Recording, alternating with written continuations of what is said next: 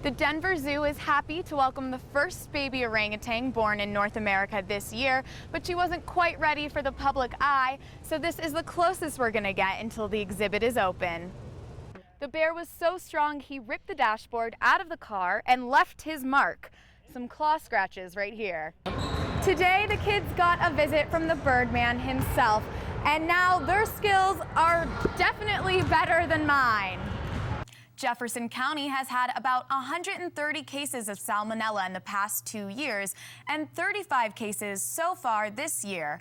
More than 24 of those cases stem from the Fort restaurant. It wasn't distracted teen driving that wrecked 17-year-old Ben Story's car. That's the last thing that would come in my mind. Why would a bear be in my car? All it took was the scent of an old peanut butter sandwich, and Ben's car became a bear's dinner. The bear opened the car door, climbed inside, and shifted the gear into neutral on his hunt for the sandwich. The door shut as the car rolled down the hill, trapping the frightened bear inside. There really is no inside. It's just a bunch of insulation. The seats are torn out. The center console that goes between the passenger and the driver is gone. There's the back seat completely upside down and ripped out. The bear was so strong he ripped the dashboard out of the car and left his mark. Some claw scratches right here. Anything with a scent is what will get them started. And so if it's in your kitchen, they'll come through your window. So we learned to be a little more diligent, and hopefully Ben learned to keep his car locked, even if he's at home. It's one of those things you have to see to believe. The cops used a rope to open the car door from afar and set the bear free. Emily Tarrin, CBS 4. You don't have to be a rocket scientist to launch a rocket. We want everybody to embrace science and love science and have confidence that they can do science. The Denver Museum of Nature and Science's rocket launch program will reach 8,000 public school kids this year. And get them excited at a young age. It lays a foundation that hopefully carries forth into their adult lives. That foundation's mission is especially important here in Colorado. The Colorado paradox is that we import our college-educated talent. We're not really growing it. And homegrown brain power is better for the economy. Really, there's a pretty direct relationship between these first fun experiences that these kids can have and a science career way down the road. And we know that and we see that, so it's really important for us to get out into the community and provide kids these kind of experiences early.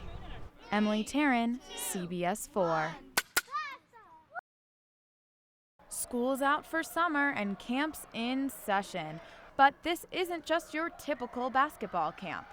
This is Denver Nuggets NBA star Chris Anderson, aka Birdman's basketball camp. It's awesome. I love it. I love to give back to my community.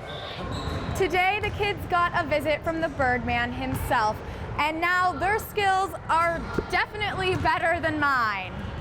I was a young kid and I never had that opportunity, so I get out here and I get to play with these kids. He's a pretty cool guy. Yeah. He loves to play with us. He's like a big 7-year-old. The Birdman played with them and gave them special tips all afternoon. Rebounding, shooting, that kind of stuff.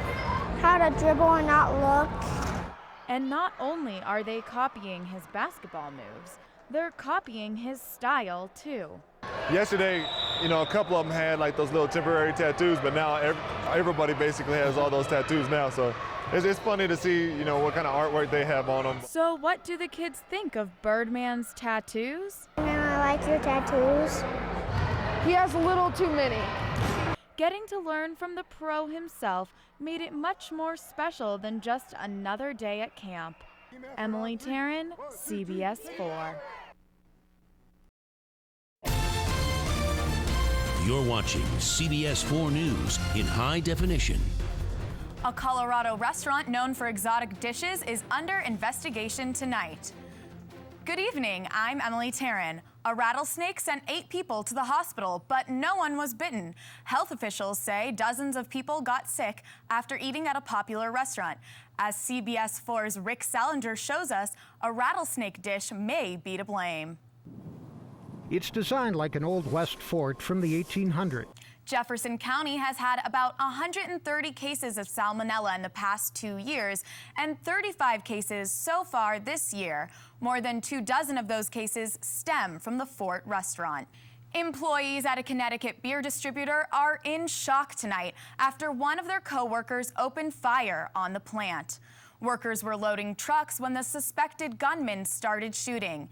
8 people died. Police say Omar Thornton was identified as stealing from the company and was about to be fired. Co-workers say they were surprised. Who they're saying did it is like one of the quietest, shyest people around. Thornton was dead when police arrived on the scene. Officers say he took his own life. The American Civil Liberties Union is suing Boulder County Jail today for infringing on prisoners' First Amendment rights. The controversy centers around letters sent by sex offenders to young girls. When parents complained, the jail cracked down on outgoing mail. The ACLU says that's a violation of rights. And we think this policy is really an overreaction. Something like what happened with those prisoners writing to the children could be addressed, which could be addressed with a much less restrictive policy that doesn't wind up infringing on the First Amendment rights of hundreds of prisoners and hundreds of their correspondents out in the outside world. Current policy allows inmates to send out only postcards supplied by the jail.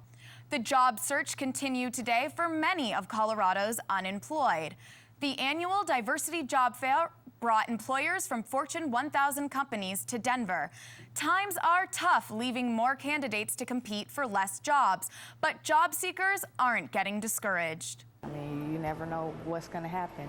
I mean, once I leave here, who knows, if I'll hear back or, but I have faith.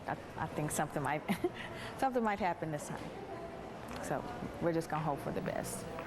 The Diversity Job Fair is truly diverse. Employers from government to big business were on hand, offering jobs ranging from entry level to engineer.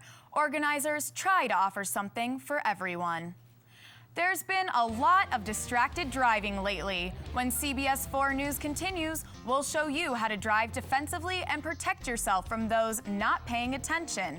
Plus, we'll take you to a garage that's offering wheels to those who need them the most. And a little later, it's a popular place to play. Now breakfast is over at the Cherry Creek Mall. We'll tell you about the new makeover.